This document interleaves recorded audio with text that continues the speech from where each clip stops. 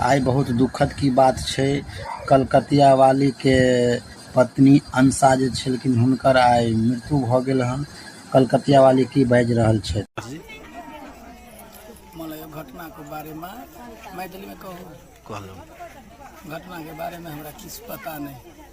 ऐसा पहले कोनो चीज के झंझट झगड़ा किछ नहीं होई छले, एकदम खुशी से रहे छले। कनी माथ के रहे 2-4 हफ्ता कहने पहले जे कखनो काल का कि नहीं ओकरा दिमाग में कथी भ जाय छै, कहीं कथी हमरा मन दूसरे टाइप के भ जाय, केस सब नोचल लगे। तो ई हमरा बजबे नहीं करे, केस ना करे की भेल नहीं बजे। कते दिन पुरहा के पूछलिए तो कहलके जे हमरा माथ में कहियो कहियो क ई सब दिन नहीं कहियो कहियो हमरा माथ में एहन झटका जकाँ आबैया पाछा से, जैसे कि हमरा होइत रहे कि हम कथी करूँ, कपार फोड़ लिया कि हम ककरा खून क दिए, एहन टाइप के खून सवार भ जाए। हम कहलिए पागल एना करते लोग, चेक जाँच करेते, ओई के बाद ओकरा दवाई गोटी